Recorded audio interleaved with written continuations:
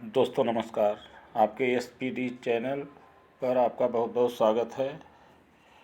आज हम आपको ब्लड, रुधिर, रक्त, लोहू इत्यादि से संबंधित महत्वपूर्ण जानकारी प्रदान करने वाले हैं। इस वीडियो को आप बिना स्किप किए हुए लगातार देखें तो आपको बड़ा अच्छा सुनाई देगा, समझ में आएगा क्या हमने वीडियो में ब्लड के विषय में बताया है। इस वीडियो में आपको बताएंगे ब्लड के बारे में, ब्लड ग्रुप के बारे में, ब्लड ट्रांसफ्यूजन के बारे में, ब्लड सर्कुलेशन के बारे में और ब्लड हेरिडिटी के बारे में। उसके बाद में टॉपिक होगा Bombay blood group, RH factor, blood coagulation इत्यादि का ज्ञान हम आपको देंगे। तो विदाउट एनी फर्दर डिले शुरू करते हैं हम आज का वीडियो ब्लड के विषय में। तो सबसे पहली बात आती है, ब्लड का अध्ययन किस में किया जाता है, वो विज्ञान की कौन सी शाखा है जिसमें ब्लड का अध्ययन किया जाता है। तो जवाब मिलेगा इसी से कि सेरोलॉजी या हीमेटोलॉजी। ब्लड का अध्ययन सेरोलॉजी या हीमेटोलॉजी में किया जाता है। अगली बात आती है शुद्ध रक्त। शुद्ध रक्त किसे कहते हैं? जिसमें O2 यानी ऑक्सीजन गैस मिली होती है उसे शुद्ध रक्त कहा जाता है। और ये शुद्ध रक्त दोस्तों बहता है धमनी में। शुद्ध रक्त बहता है धमनी में और ये फुफ्फुस शिरा में भी बहता है। एक शिरा ऐसी है जिसका नाम फुफ्फुस शिरा है, उसमें भी शुद्ध रक्त बहता है। नंबर 4, अशुद्ध रक्त। अशुद्ध रक्त वह रक्त होता है जिसमें CO2 गैस मिला होता है, ऐसे रक्त को अशुद्ध कहते हैं। और ये वाला अशुद्ध रक्त शिरा में बहता है और एक फुफ्फुस धमनी है, मतलब एक धमनी में भी बहता है अशुद्ध रक्त, जिसे फुफ्फुस धमनी कहते हैं। और बात आती है परिभाषा की। अगर परिभाषा पूछी जाए रक्त की तो हम इसे कह सकते हैं रुधिर एक तरल संयोजी ऊतक होता है। रुधिर एक प्राकृतिक कोलाइड भी होता है। तो दो तरीके की परिभाषाएं हैं, आप जो भी चाहें उसे यूज कर सकते हैं कि रुधिर एक तरल संयोजी ऊतक होता है या रुधिर एक प्राकृतिक कोलाइड होता है। अब बात मात्रा की मिलेगी, मात्रा कितनी होती है? तो शरीर के वजन के हिसाब से जितना मनुष्य के शरीर का वजन होता है उसका 7 से 10% तक ब्लड की मात्रा होती है। और इसको और डिफाइन करें तो पुरुषों में 5 से 6 लीटर तक ब्लड पाया जाता है और स्त्रियों में 4.5 से 5.5 लीटर तक ब्लड पाया जाता है। 4.5 से 5 लीटर तक ब्लड पाया जाता है। अब प्रश्न उठता है कि भ्रूणीय अवस्था में ब्लड का निर्माण कहाँ होता है? तो उत्तर आता है लीवर में होता है। भ्रूणीय अवस्था में जब पेट के अंदर बच्चा होता है तब ब्लड का निर्माण उसके लीवर में होता है, जिसको यकृत और जिगर दोनों कह सकते हैं। और जब बच्चा बड़ा हो जाता है, वयस्क अवस्था में होता है, तो वयस्क अवस्था में रुधिर का निर्माण कहाँ होता है? तब रुधिर का निर्माण बोन मैरो में होता है, जिसे अस्थि मज्जा कहा जाता है। बोन मैरो में रुधिर का निर्माण होता है।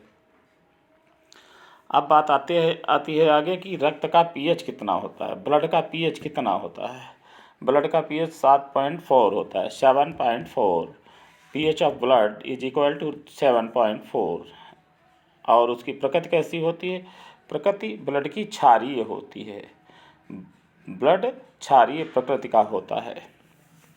इसका पीएच 7.4 होता है। जिसका पीएच 7 से ज़्यादा होगा वो चीज़ क्षारीय होगी, जिसका 7 से कम होगा वो चीज़ अम्लीय होगी। प्रश्न अगला पॉइंट है लसिका। लसिका छना हुआ सफ़ेद रंग का जो रक्त होता है उसी को लसिका कहा जाता है। इस लसिका में हीमोग्लोबिन नहीं पाया जाता है, आरबीसी भी नहीं पाया जाता है, लेकिन डब्ल्यूबीसी पाया जाता है। लसिका में एचबी यानी हीमोग्लोबिन नहीं पाया जाता है, आरबीसी भी नहीं पाया जाता है, केवल डब्ल्यूबीसी पाया जाता है। इसका रंग सफ़ेद होता है, ये छना हुआ रुधिर होता है। और लसिका तंत्र जो है पोलियो बीमारी में प्रभावित होता है। बहुत बढ़िया इंपॉर्टेंट प्रश्न है, पूछा जाता है कि पोलियो बीमारी में कौन सा तंत्र प्रभावित होता है? साफ जवाब है लसिका तंत्र। 11वां नंबर सीरम। प्लाज्मा में से फाइब्रिनोजन प्रोटीन को निकाल देने पर जो शेष पीले रंग का मात्र द्रव बचता है उसी को सीरम कहा जाता है। प्लाज्मा में से जब फाइब्रिनोजन प्रोटीन को निकाल दिया जाएगा तो शेष पीले रंग का जो द्रव बचेगा उसी को सीरम कहते हैं, और सीरम की जांच करके ही रोगों का पता लगाया जाता है। नंबर 12, रुधिर परिसंचरण तंत्र की खोज किसने की थी?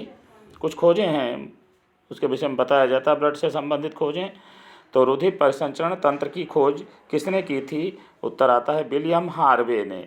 विलियम हार्वे ने रुधिर परिसंचरण तंत्र की खोज की थी। अगला प्रश्न नंबर है, रुधिर वर्गों की खोज किसने की थी? ब्लड ग्रुप्स की खोज किसने की थी? तो उत्तर आएगा कार्ल लैंडस्टीनर। कार्ल लैंडस्टीनर ने रुधिर वर्गों की खोज की थी। अब अगला पॉइंट है, बॉम्बे ब्लड ग्रुप की खोज किसने की थी? बॉम्बे ब्लड ग्रुप की खोज जी बेंडे ने 1952 में की थी। ये बम्बई के एक डॉक्टर थे जिन्होंने 1952 ईस्वी में बॉम्बे ब्लड ग्रुप की खोज की थी। बॉम्बे ब्लड ग्रुप को एबीओ ब्लड ग्रुप भी कहा जाता है, और ऐसा ब्लड ग्रुप 40 लाख लोगों में से किसी एक में पाया जाता है। अगला पॉइंट है आरएच फैक्टर। आरएच फैक्टर की खोज लैंडस्टीनर ने और वीनर ने 1940 में की थी।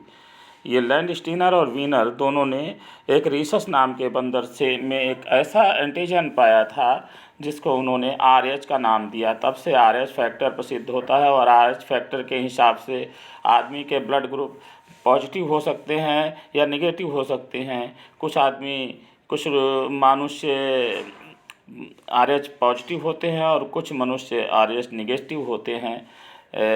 लगभग 95% लोग आरएच पॉजिटिव पाए जाते हैं, 5% लोग आरएच निगेटिव होते हैं। इस तरह से आज का ये टॉपिक वीडियो समाप्त होता है। कृपया चैनल को लाइक, शेयर, कमेंट, सब्सक्राइब करें।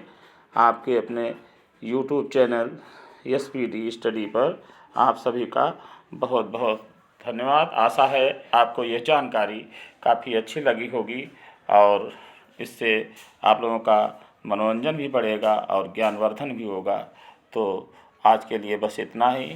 जय हिंद, जय भारत, नमस्कार।